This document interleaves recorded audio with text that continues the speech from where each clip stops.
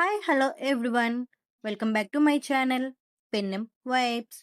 ఈరోజు మనము ఈ వీడియోలో 8x2 డాట్స్ ఉపయోగించి కొన్ని ఫ్లవర్ డిజైన్స్ చూద్దామా. ఫస్ట్ డిజైన్ ఎలా వేయాలో చూసేద్దామా. ఈ డిజైన్ని ఎలా వేయాలో చూడండి. దాంతోపాటుగా అవును, నాకు ఒక చిన్న డౌట్ ఉంది. ఇంటి ముందు ముగ్గు ఎందుకు వేస్తూ ఉంటారు? మీకు ఎవరికైనా తెలుసా? తెలిసింటే కమెంట్స్లో చెప్పండి. ఎందుకు వేస్తారో అని నా అభిప్రాయాన్ని నేను మీతో పంచుకుంటాను. మీకు ఏమైనా తెలుసుంటే మీరు కూడా మీ అభిప్రాయాన్ని కమెంట్స్లో చెప్పండి, నేను కూడా తెలుసుకుంటాను. ఇప్పుడు చెప్తాను వినండి.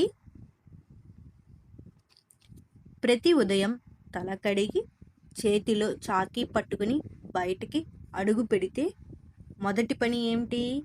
ఇంటి ముందు ముగ్గు వేయడం. మా అమ్మగారు చెప్పేవారు ఒక మాట. ఏం మాట? ఆ మాటని మీతో కూడా నేను పంచుకుంటాను. ఇంట్లో శుభం ఉండాలంటే బయట శుభ్రంగా ఉండాలి. బయట శుభ్రంగా ఉండాలంటే ఏం చేయాలి? మన వాకిట ఒక ముగ్గు ఉండాలి. ఈ ముగ్గు ఒక అలంకరణ కాదు, ఒక్క ప్రక్రియ కాదు. ముగ్గు అనేది అలంకరణ కాదు, ప్రక్రియ కాదు అని చెప్పాను. మరి ఏమిటి? ఇప్పుడు చూద్దామా. ఇది ఒక ఆహ్వానం. పాజిటివ్ శక్తులకి, దేవతలకి, శుభ సంకేతాలకి మన గడప దాటి రావాలంటే ఇదే పిలుపు. రెండవ ముగ్గు కూడా వేస్తున్నాం కదా, అది కూడా ఎలా వేయాలో చూసేయండి. తరువాత ఇంకేముంటుందో చూద్దాం. ముగ్గు అనేది ప్రక్రియ కాదు, అలంకరణ కాదు. ఇది ఒక ఆహ్వాన్. ఎవరికి? పాజిటివ్ శక్తులకి, దేవతలకి, శుభ సంకేతాలకి మన గడప దాటి రావాలంటే ఇదే ఒక పిలుపుగా ఉంటుంది. మనం పెట్టే చుక్కలు ఉంది కదా, ఆ బిందువులు మన నియమం. మనం వేసే గీతలు, మెలికలు అదంతా ఉంది కదా, అది మన క్రమం. ఆ చాకీతో వేసే ప్రతి గీత అంటే మనం పిండితో కానీ, ముగ్గు పిండితో కానీ, చాక్ పీస్తో కానీ వేసుకుంటూ ఉంటాం కదా, అది వేసే ప్రతి గీతలు మన మనసుకి అక్షరంగా మారుతుంది. కొంతమంది అంటూ ఉంటారు, ఏమని?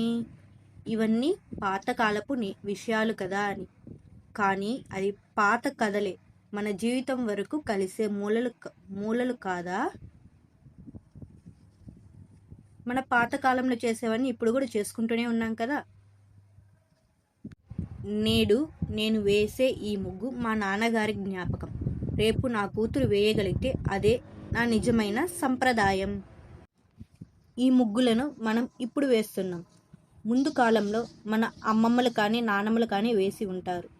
రాబోయే కాలంలో మన పిల్లలు కూడా ఇలా వేయాలి కదా, అదే కదా మన సంప్రదాయం.